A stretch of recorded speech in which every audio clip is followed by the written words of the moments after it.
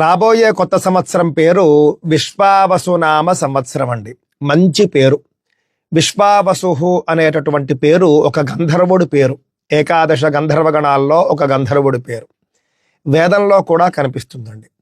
వివాహం సందర్భంలో దంపతుల మధ్య ప్రేమను పుట్టించి పెంచి ఆ విధంగా దంపతులను కలిపేటటువంటి బాధ్యత ఈ విశ్వావసు అనే గంధర్వుడిది. ఆ విధంగా విశ్వావసు ప్రేమప్రదుడు. మంచి పేరండి. అంతేకాదండి, విశ్వావసు అనేటటువంటి పేరు మహావిష్ణువుకి కూడా వర్తిస్తుంది. మహావిష్ణువు అంటే మంగళప్రదుడు, శుభప్రదుడు. ఈ విధంగా మనకు ఈ విశ్వావసునామ సంవత్సరం పేరులోనే మనకు సానుకూలమైనటువంటి అంశాలు కనిపిస్తూ ఉన్నాయండి. సంతోషకరంగా అనిపిస్తూ ఉన్నది. ఎందుకు? క్రోధి నామ సంవత్సరంలో మనకు ఈ పరిస్థితి లేదు. క్రోధి అంటే పేరులోనే క్రోధం.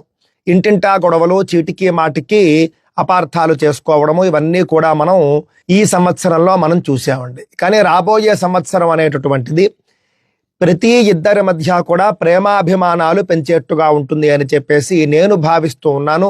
విశ్వావసు సంవత్సరం గురించి మనం ఒక్కసారి చూసుకుంటే, సర్వత్ర జాయతే క్షేమం సర్వశస్య మహార్ఘత, విశ్వావసౌ వరారోహే కార్పాసస్య మహార్ఘత అన్నారు. సర్వత్ర జాయతే క్షేమం, అన్ని చోట్ల కూడా క్షేమం వర్ధిల్లుతుంది, అందరికీ క్షేమం కలుగుతుంది అని చెబుతూ ఉన్నారండి.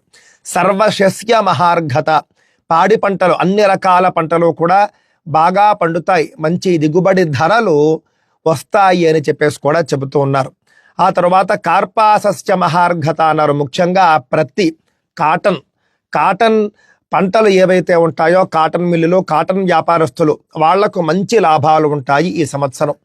సాధారణంగా మొత్తం మీద చూస్తే మాత్రం విశ్వావసునామ సంవత్సరం క్షేమకరము, శుభకరము అని అర్థమవుతూ ఉన్నది.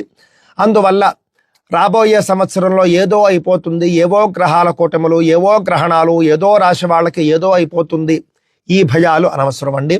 విశ్వావసు పేరులోనే మనకు శుభం కనిపిస్తూ ఉన్నది.